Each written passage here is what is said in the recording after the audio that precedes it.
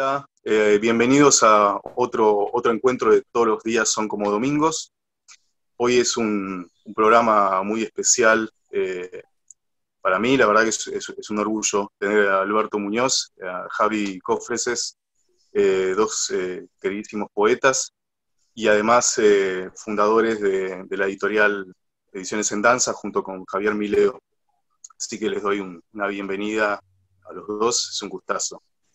Permitime que te interrumpa. Me encanta que hayas confundido nuestros nombres.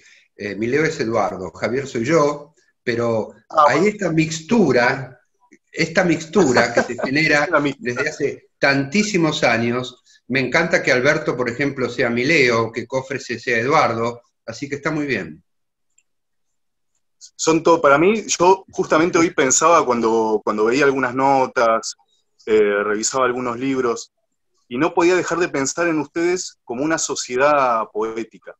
Se me venía a la mente todo el tiempo eso, ¿no? De hecho, me planteaba la pregunta, ¿cómo hacen para poder escribir libros a distintas manos, digamos, distintas identidades poéticas, y que termine siendo como un conjunto coherente, digamos, además del proyecto editorial? Bueno, mirá, creo que eso no es para nada fácil de lograr si no fuera que son una sociedad poética y además son amigos, imagino que no sé hace cuántos años. Claro, bueno, yo iba a empezar por ese lado. En principio, para nosotros eso fue posible porque somos amigos desde hace muchos años. Entonces, cada uno conoce perfectamente cómo es la poética del otro, la estética del otro, y sabe con claridad, digamos, que cuando se arma un texto entre los tres, porque hay como distintos métodos. Uno de los métodos que hay para escribir entre los tres es que los tres meten mano en una sola pieza. Y ahí es muy importante un ejercicio que es muy difícil en cualquier ámbito, pero en la poesía también, y es que significa ceder, cuando uno tiene que ceder. Entonces, se cede frente a la eficacia, ¿no? Es decir, si alguien está escribiéndolo algo y el otro se mete y sigue y no es bueno, digamos, uno lo dice, eso no es bueno, y ese cede, y entra otro y continúa, etcétera, etcétera. O sea, ceder es una condición fundamental para la escritura de tres o de dos, ¿sí? Y la dificultad que existe de ese tipo de escritura es la misma dificultad que existe en cualquier ámbito de la vida de ceder, ¿no? Frente a la eficacia de cualquiera que está en el conjunto, ¿sí? Eso, nosotros no hemos tenido nunca problemas con eso, siempre triunfa el que mejor resuelve, y felizmente no hay nunca un líder de eso, siempre resuelve uno o el otro, o el otro, o el otro, ¿sí? Pero ahí la eficacia está en el ceder, en aprender a ceder, digamos, para aquellos que tengan interés de practicar ese sistema, digamos, de escribir entre varias personas, ¿no? Siempre se prioriza el texto, digamos, lo importante es la eficacia de ese texto en conjunto que se está haciendo. Claro, justamente el ceder es el ceder de la poética de uno, ¿entendés? Ajá. Es decir, buscamos todo el tiempo, que es una cosa muy extraña, pero por ejemplo en el último trabajo que estamos haciendo ahora con Cofreses, lo que buscamos en piezas que ya están armadas y todas, es que no se note, ¿sí? Digamos, la costura del otro, ¿sí? Que no se note quién está escribiendo. Ahí limamos para que desaparezca uno, ¿sí? Que es justamente, digamos, si hay una condición en términos de los poetas, es que lo que quiere es que desaparezca el mundo, pero no uno, ¿sí? Claro, Acá es que desaparezca uno, ¿sí? Sí, en el último... No, te quería comentar, porque recién Alberto habló de los textos que está escribiendo con Cofreses. ocurre que desde hace muchísimos años estamos escribiendo todo el tiempo cosas juntas. Entonces, yo pensé en primer momento que tal vez nos referíamos más a La Peste, que es el libro que escribimos junto con Eduardo. Pero en el momento que Eduardo hablaba, se me venían a la cabeza otros textos que estamos trabajando para otras obras que paralelamente estamos haciendo, y que, bueno, que todavía no están publicadas, pero hay un trabajo continuo, te diría, ¿no? Es un engranaje permanente que salimos de una obra y ya lo estamos metiendo en otra, y retomamos obras que a lo mejor habíamos dejado hace 10 años y las revivimos, de modo que hay una continuidad y un ejercicio poético continuo con Alberto. En el caso de La Peste, además, que es el libro que publicaron hace poquito, leí por ahí además que, digamos, construyeron la idea del libro, hicieron intercambio, hacían lecturas semanales, ¿no?, del material que iban preparando a través de esta vía de Zoom. O sea que tiene además este aditivo del contexto de época. Sí, yo te voy a decir algunas cosas concretas y puntuales. Este libro lo escribimos exactamente en 30 días, entre el 16 de junio y el 16 de julio. Durante esos 30 meses elaboramos la composición de este libro, que consta de 40 poemas cada uno.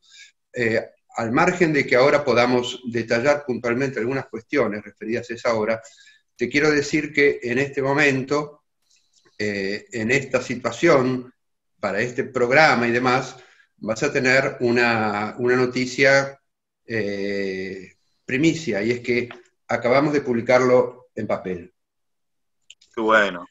Eso se debe básicamente a que en 15 o 20 días hubo más de 150 descargas gratuitas del libro, lo cual nos llevó a pensar que tal vez mucha gente quisiera tenerla en papel, que era también lo que pretendíamos nosotros, porque a ninguno de los tres nos seduce demasiado la instancia de la lectura en pantalla. Por lo tanto, por una cuestión económica, tratamos de postergar la impresión y la publicación, pero digamos que nos encontramos con una alternativa absolutamente favorable, y es suponer que la gente se entusiasmó con esta obra, por eso decidimos publicarla en papel. Fantástico, fantástico. Además tiene una tapa muy, muy linda. La verdad que como objeto, además, el libro es súper, súper interesante. De cualquier modo, esta circulación virtual, digamos, que tuvo el libro, creo que es uno de los fenómenos a destacar de este momento, ¿no? Como la poesía, me parece que estuvo oscilando, o sea, siempre oscila, ¿no? Pero particularmente la especie de enclaustramiento o de encierro no del todo elegido por muchas zonas, la poesía cumplió un rol muy importante. Los libros circularon mucho en formato virtual, me parece. De hecho, hubo discusiones del tema y todo. Sí, mirá, aquí se decanta mucho necesariamente las generaciones, ¿no? Es decir, yo soy de papel, no soy del papel, yo soy de papel, ¿sí?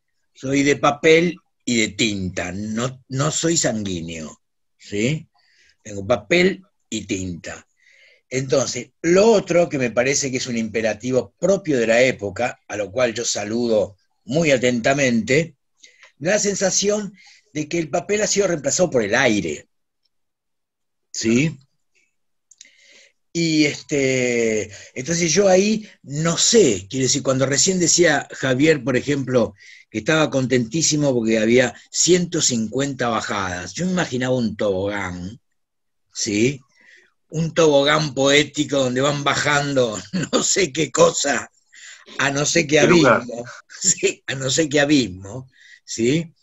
Y entonces eso debe ser festejado, porque si no uno se queda demasiado atrás. Yo en general estoy atrás, pero atrás, digamos, perdí el vagón de cola del tren. Sí, soy como la zorra, ¿viste? Que iban atrás haciendo unos movimientos y tratando de buscar. Yo estoy en la zorra. Pero entiendo que es muy importante, sumamente importante eso que señalabas vos, que es el otro recorrido que empieza a tener, digamos, la poesía, quiere decir que lo podremos entender mucho tiempo después, que es exactamente lo mismo que la pandemia, que si nadie puede entender la pandemia, ¿sí? La entenderemos mucho tiempo después. Entonces, ese tiempo después, en algún sentido, estamos trabajando nosotros para ese tiempo después, que yo festejo, no, digamos, yo porque soy, digamos, un viejo zorro, pero festejo, digamos, que las cosas se muevan de esa manera. De todos modos, si lo veo el libro en una librería, voy a estar un poco más aliviado. Es una cuota de realidad mucho más social, ¿no? Claro. Sí, porque es dormir con la almohada. Comparto completamente. Claro. Sí, pero puedo hacer una confidencia. Una confidencia, pero por supuesto. Es un secreto. Mientras elaborábamos el libro, donde yo les propuse a mis amigos que de movida se tratara de un libro virtual, de un ebook, todo este pacto estuvo abrazado a una promesa del editor que inmediatamente el libro estuviese resuelto, lo iban a tener en papel los autores y el ilustrador. Compromiso que cumplí inmediatamente y me voy a referir, si ustedes me permiten. Ahí está. Cada uno de nosotros dispuso inmediatamente, para quedarnos más tranquilos, una edición del libro en papel, que era privada para los autores. Recién ahora la editamos para el querido público lector. Sí, es importante señalar que Martino es el autor de la tapa y de las figuras que hay dentro, ¿sí? Que es un gran artista, un enorme artista, que encontró inmediatamente, digamos, el flujo de la pieza, ¿no? Entonces, está bien lo que señalaba ahí Javier, ¿no? Somos 4, somos los apestados en este caso somos 4, ¿no? Y que lo tenemos en papel, acá, yo también lo tengo aquí en papel y en tapa dura, ¿sí? Porque de no ser así, que es lo interesante de todo esto, ¿no? Que uno tiene que aprender también. De no ser así, yo personalmente no lo leería.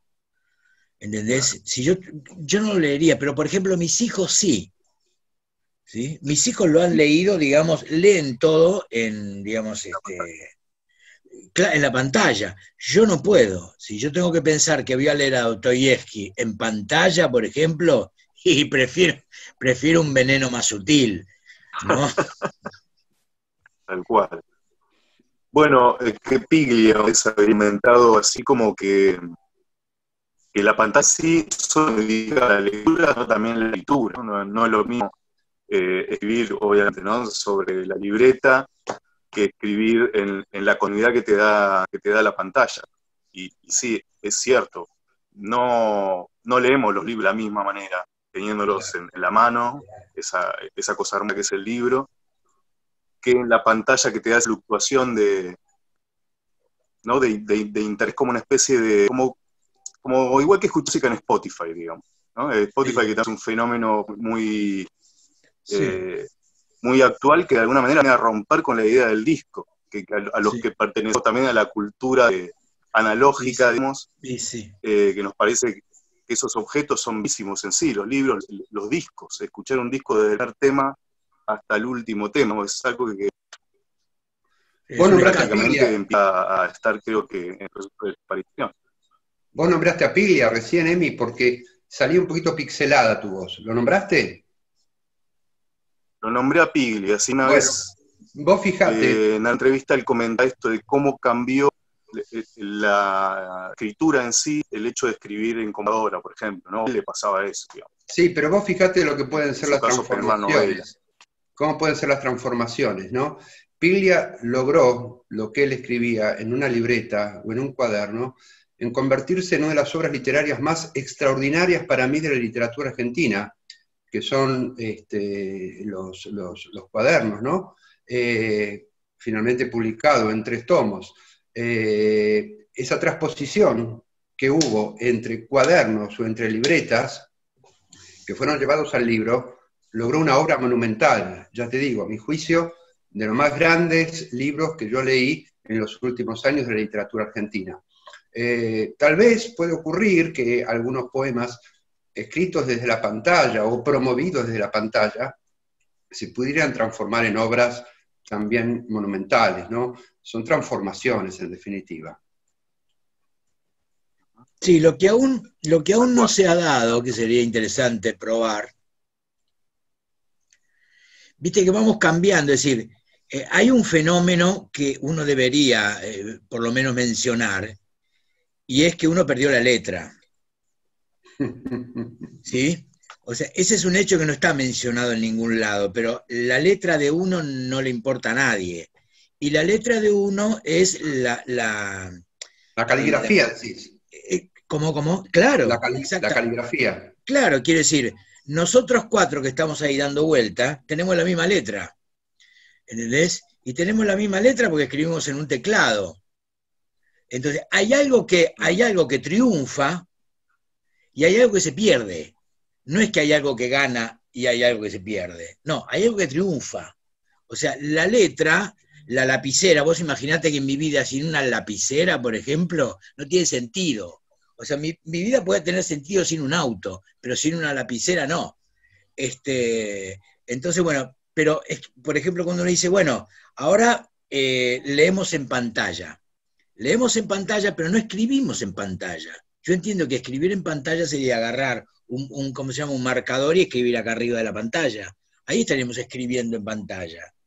Estamos escribiendo en teclados. Es decir, las transformaciones son muy grandes, vertiginosas y muy extrañas. O sea, para mí un teclado yo soy músico, yo sé lo que era un teclado. El pasaje de un piano a un teclado era tremendo.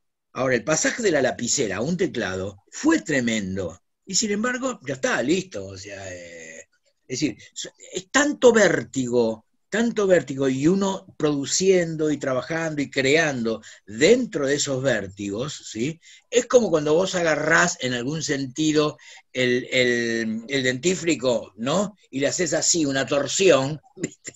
Bueno, yo siento que estamos como torcidos, estamos torsionados por la época, por las cosas, digamos, a producir y a entrar en caminos diferentes, que todavía no estamos como, digamos, estamos adecuándonos a todos esos caminos. Obviamente, todo este aporte estúpido que estoy haciendo es para que pueda entenderlo alguien de mi edad, no alguien que tiene 19 años, que ya estaría, digamos, chateando en otros parámetros, ¿no? Bueno, pero son las dificultades que se tienen hoy, ¿sí? En términos de la materia de la escritura, no lo que se escribe. Quizás lo que se escribe es siempre lo mismo, sino la materialidad de la escritura.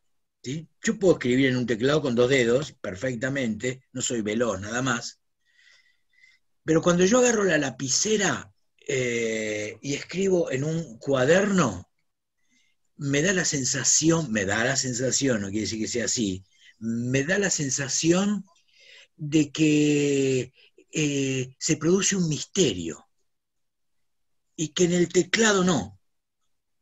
Y quizá lo que escribir en el teclado es mejor que lo otro. Pero el misterio de la letra de uno, ¿sí? La letra de uno, la letera. ¿Se acuerdan cuando la máquina de escribir chiquitita que apareció se llamaba letera? ¿Sí? La letera. Pero si me permitís, en función de tu anacronismo, sí, volviendo siempre al tema que nos convoca, que tal vez sea la escritura y la publicación del libro La Peste, cuando yo arranqué con esta idea fulminante a través de o a raíz de determinados episodios generados por la pandemia, la cuarentena, todas las noches escribía cada uno de esos textos, esas séptimas, que fue con las que arranqué la escritura de este libro, todas las noches en papel y a mano, y a mano, y a mano. Sí. De modo que hay tal vez cierta lógica que responda a nuestra cultura del lápiz y el papel, o la lapicera y la libreta, o lo que sea, pero para mí es imposible dejar de escribir la primera versión de los poemas en papel y con lapicera. ¿Por qué? De alguna forma, con esa mecánica, puedo resolver un arrebato creativo que no me lo permite el teclado. De modo que es una cuestión probablemente personal de enfrentar el momento o la cuestión creativa. Todo lo que yo escribo, invariablemente, arranco escribiéndolo con el papel y la lapicera, que es tan necesaria para mi amigo Alberto como para quien les habla. Claro. Y además que hace presente, bueno, un poco lo de Alberto, el tema de la corporeidad de la escritura o la genética de la escritura, ese dibujo, ¿no? Que uno, por ejemplo, a los que les interesa coleccionar más libros antiguos, cuando ves facsímiles de las libretas en las que escribía, no sé, Rimbaud, Baudelaire, Juan L., con esa, ¿no? Etcétera.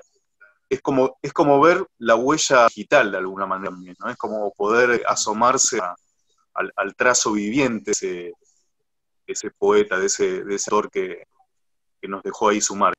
Claro, después se juega otra cosa en el libro, que es lo que lo transforma en objeto, que también es una obra de arte, ¿no? La edición, la elección de la tipografía, los colores. Pero si me permitís, cuando ves ese facsímil de la hoja escrita por el autor, está huella digital. Eso me trae un recuerdo en este preciso momento. Durante 20 años estuvimos publicando la revista La Danza del Ratón. Recuerdo que para mí la página más preciada era en una de las secciones que tomábamos un poeta argentino, en el caso de que estuviese vivo, por supuesto, era pedirle que escribiera un manuscrito con un poema. Y así fue que aparecieron en una cantidad importante de números de la revista la versión escrita, caligráfica, del poema de cada uno de sus autores. Pienso en Madariaga, pienso en Beatriz Vallejos, pienso en Enrique Molina. Todos ellos dejaron una página escrita en nuestra revista con esos poemas. ¿Por qué? Porque evidentemente para quienes hacíamos esa revista, observar ese carácter en la escritura del tipo significaba algo.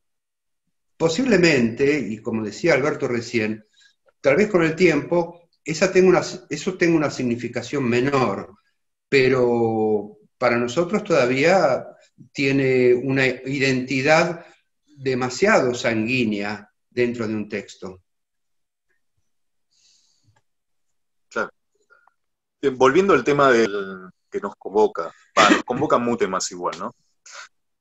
Pero puntualmente es un libro ¿hay algún hecho puntual que quieran contar o que les quede importante que haya sido desencadenante, además del contexto general, ¿no?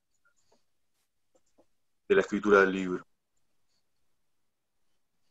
Mirá, bueno, habla vos que tenés 104 años y yo soy más joven.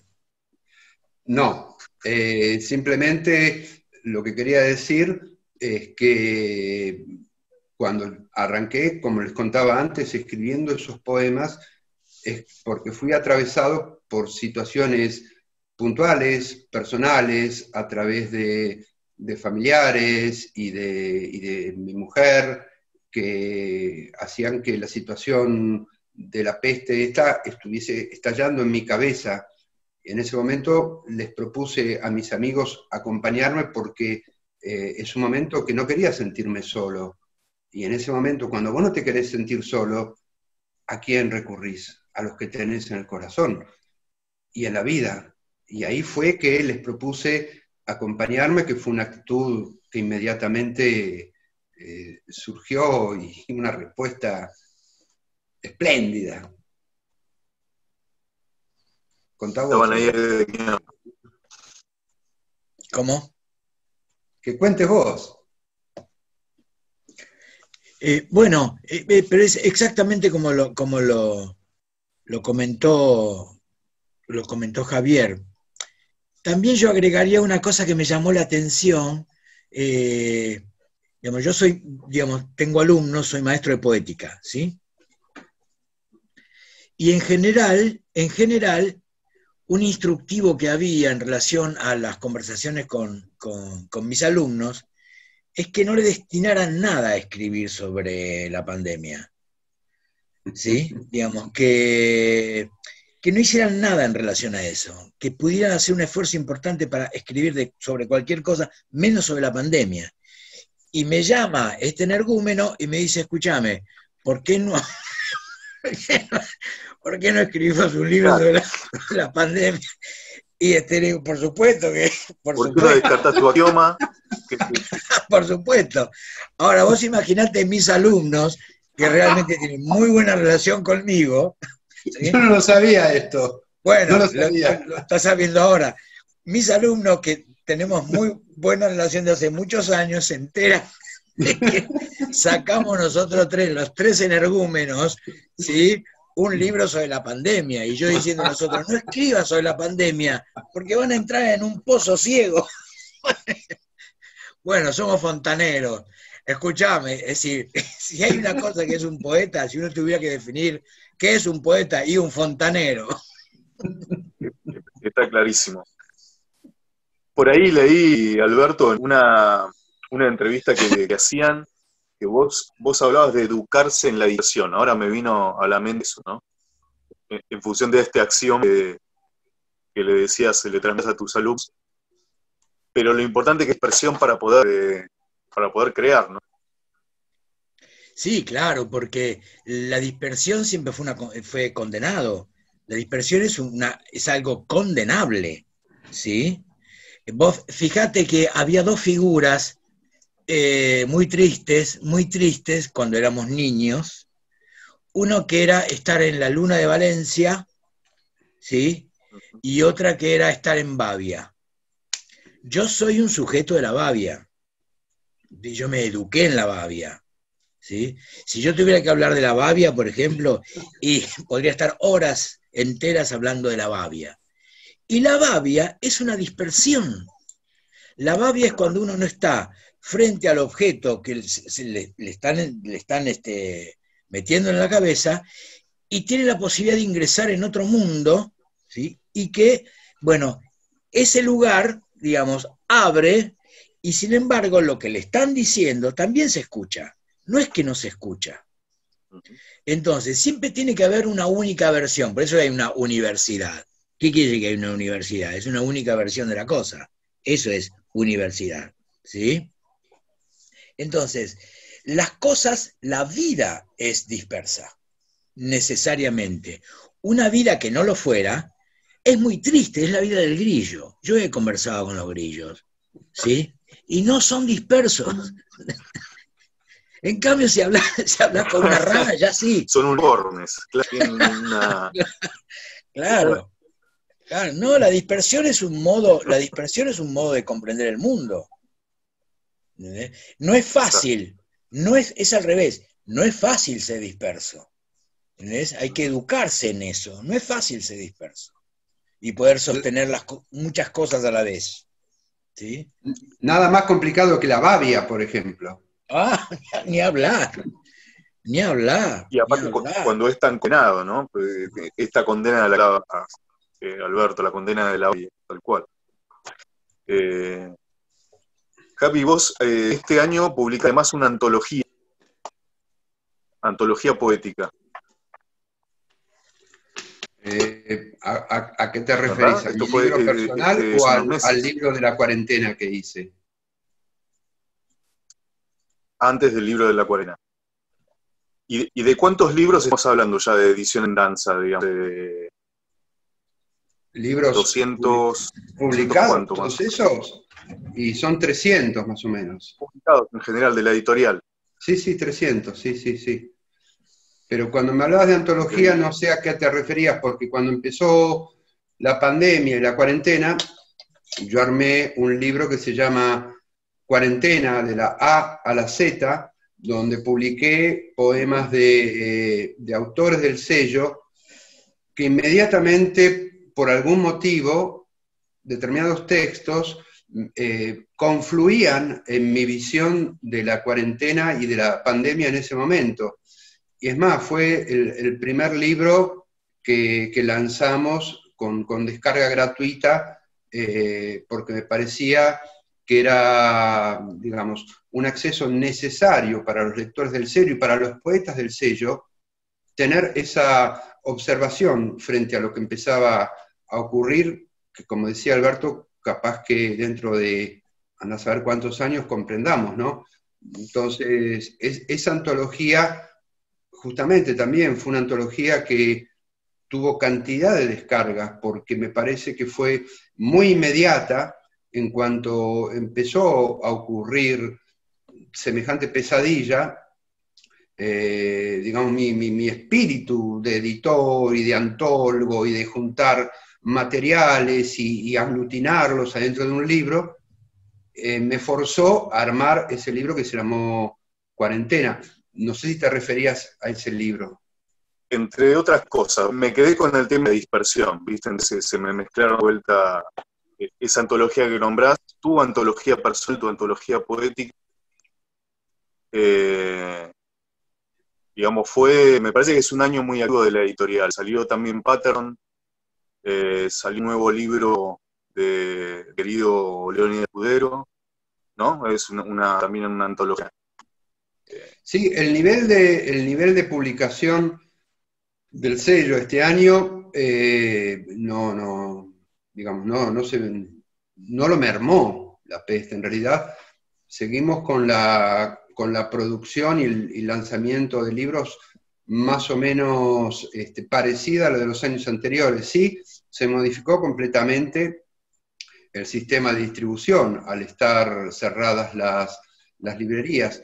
Eso de alguna forma se compensó con todo el movimiento de las ventas online y las descargas del sello y demás. La actividad y la cantidad digamos, de producciones editoriales fueron similares, y bueno, y como vos decías, con títulos fantásticos como el Patterson, y en pocos días vamos a estar lanzando la obra completa de Jorge Aulicino. Bueno, y en el medio una cantidad de libros, entre ellos el tuyo, que bueno, se modifica un poco la movilidad de todo ese material. Pero es bueno saberlo, que hemos descubierto que el correo argentino funciona bien. Probablemente porque ya no está en manos de Macri, pero la cantidad de materiales que se están enviando a través de las ventas de Mercado Libre o las ventas a través del sello, circulan todas a través del correo. Y en 2 o 3 días me avisan que los materiales están llegando. Así que, digamos, esa fue básicamente la modificación del funcionamiento del sello. La cuestión de circulación de materiales, no la producción. Hemos publicado a esta altura del año alrededor de 20 libros aproximadamente, que es lo que más o menos publicamos a la altura de agosto o de septiembre. Los poetas se siguen acercando al sello y como siempre, todos los años tratamos de publicar obras que en fin, que nos parece que vale la pena. Buenísimo, recomendamos, lo hecho, lo tenía acá a mano. Recomendamos la obra completa del maestro Escudero, que se cumplieron 100 años en estos días de su nacimiento. Si quieren empezar con la lectura, sí, a mí cualquiera que quiera arrancar. Me gustaría hacer un comentario fundamental, y es que participar o comentar por qué motivo no está entre nosotros Eduardo. Esta semana ha tenido, digamos, un inconveniente, un drama familiar muy tremendo, de modo que pensamos que no iba a estar en condiciones de, en fin, de estar afrontando esta nota. Sufrió el fallecimiento de su hermano y creímos que lo mejor era que tuviese estos días de sosiego. De modo que, además del acercamiento a nuestro querido hermano, todos saben que está con nosotros todo el tiempo, a pesar de que no se lo vea en este cuadrito de la pantalla.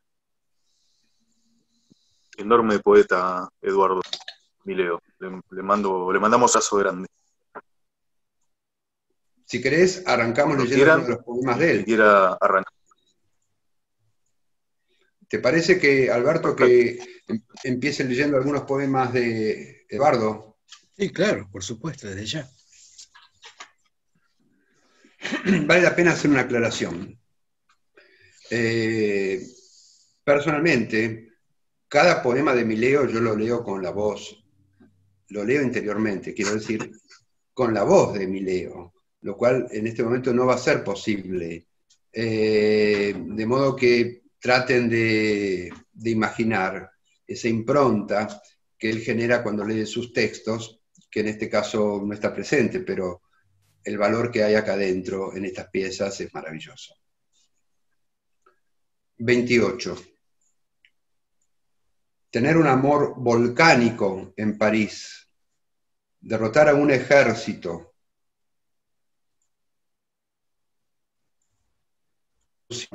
en Medio Oriente.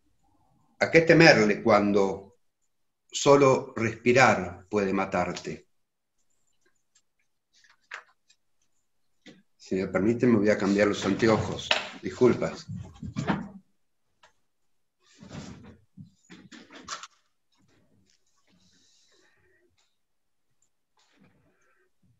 «29. Observo rigurosamente los protocolos de higiene. Me enguanto y me embarbijo, y me lavo las manos como un cirujano. Yo, que solo corto versos».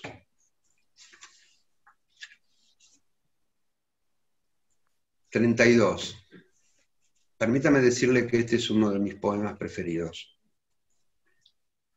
Todas las profecías adolecen de la misma ambigüedad.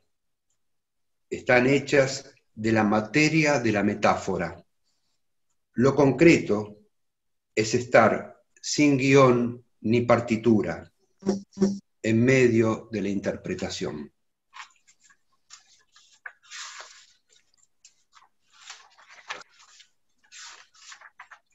«37. No es el combate, es la lejanía, la separación.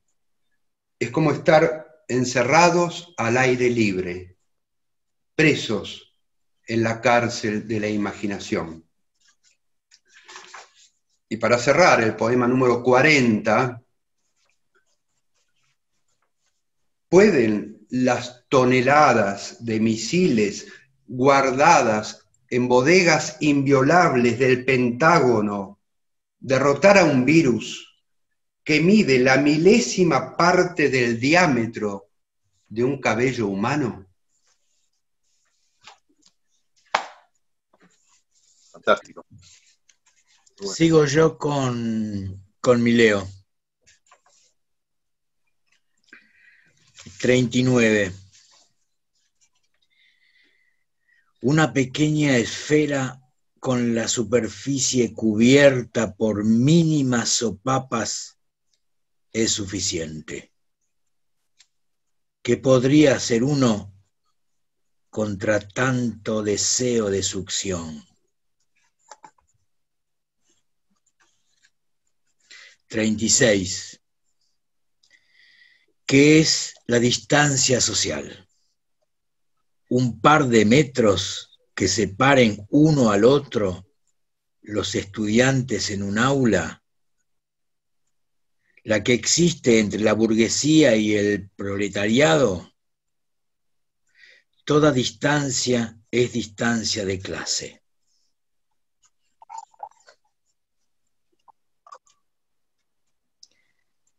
El 33. Si ser humano es no sentirse solo, si es ver la belleza en el delirio, ¿cómo sentirse humano en medio de tanta soledad, de tanto delirio sin nada más que una buena dosis de diazepam? El 32. Todas las profecías adolecen de la misma ambigüedad. 2 puntos. Están hechas de la materia de la metáfora. Lo concreto es estar sin guión ni partitura en medio de la interpretación. Eduardo Mileo. Qué grande. Gran abrazo.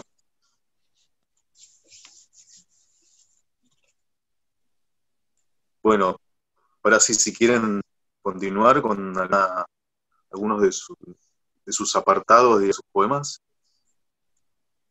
tienen ganas. Sí, que vaya el anciano primero.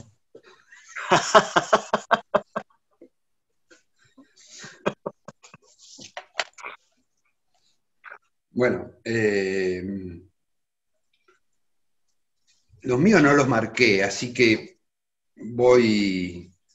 arranco con el último, que tengo que decir que tal vez sea el que a mí más me conmovió al escribirlo. Es el 40. Llevé bizcochos caseros, empanadas y panqueques. Se los extendí tras la reja, ambos con barbijos y guantes, a distancia sanitaria, sendos abrazos estirados. Cuídate, vieja, cuídate. Olvidé decir que el poema se llama Mamá. Hay un poema que quiero leer porque puntualmente Alberto me había dicho las primeras veces que nos encontramos para este trabajo que era el que más le gustaba. De modo que voy a leer ese poema, que se llama Parte.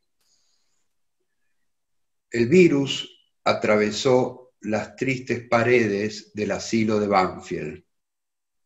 Los síntomas le apuntan al anciano más querido.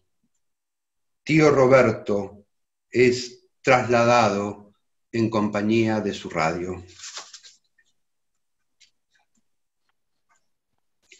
Salivar. Siempre estuvo vedado por ordenanza municipal salivar en ambientes públicos. Ahora más que nunca se prohíbe escupir. En cuarentena es preciso tragar, todo el tiempo tragar.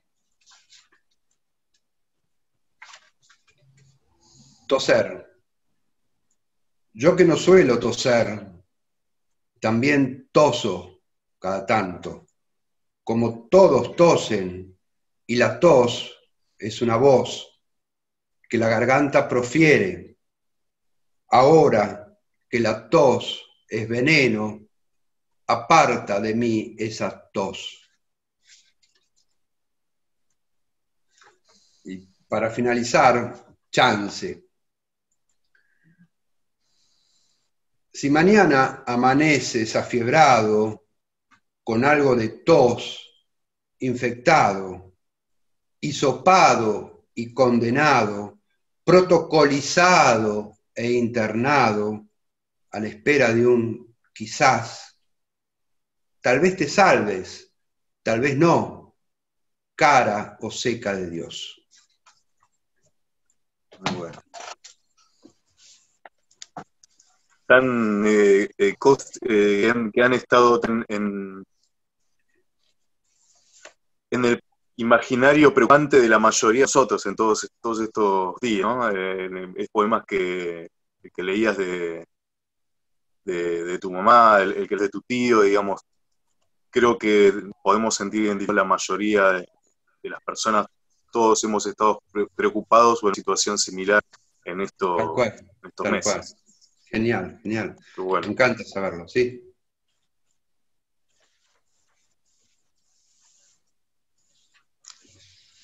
Bueno, voy a leer algunas piezas de...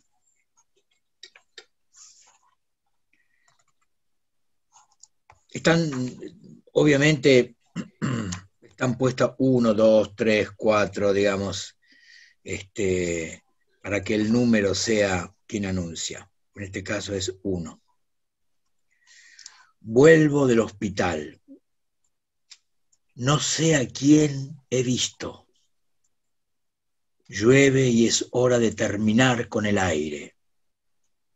Los enfermeros son silvestres y llevan en sus bandejas bujías por la noche y cánulas. Solo el amor puede salvarte, madre mía. Pero yo debo quitar de mis oídos esa majestad de leche que regalan a los gatos en los pasillos del hospital. Alguien grita desde una ventana que hay un buque que los lleva.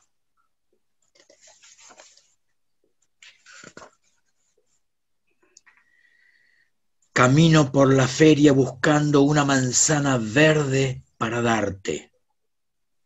Siempre te han gustado las manzanas verdes. Llueve.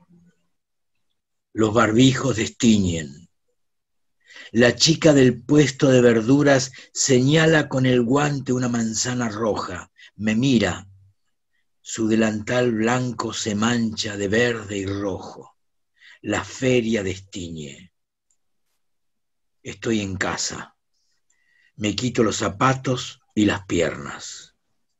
Me saco un brazo y con la mano del otro lavo la manzana roja. Meto la cabeza en un balde con alcohol y escucho tu voz en la cocina. Verde, no roja.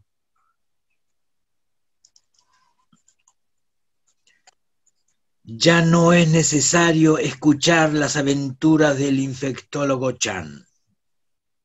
Alguien debería callarlo, como los viejos editores silenciaron en su momento a Verne. En cualquier momento veremos emerger del fondo del Río de la Plata un pulpo de goma y el doctor Chan explicará ante las cámaras que ha mutado el virus. Y el último, que es breve. Como este país, mis ojos sin verte se están yendo a la mierda. Muy bueno. Me encantó la figura de Dr. Chan, que todos he tenido presente también estos meses al doctor. Dr. Chan, con ese nombre o de superhéroe de supervillano. No, es un infectólogo chino, no sé si lo conoces. Sí, claro. No, pensé que era Dr. Khan. No.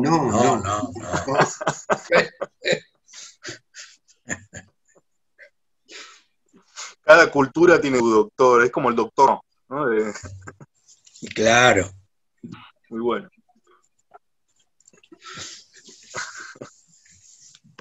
Bueno, fantástico. Agradezco muchísimo la participación. Un gustazo, la verdad, tenerlos acá y ya nos estaremos encontrando en estas horas cuando pase todo este tema para hacer un brindis en algún momento. Claro que sí. Yo quería cerrar con un poema del maestro Escudero, del Hora Completa.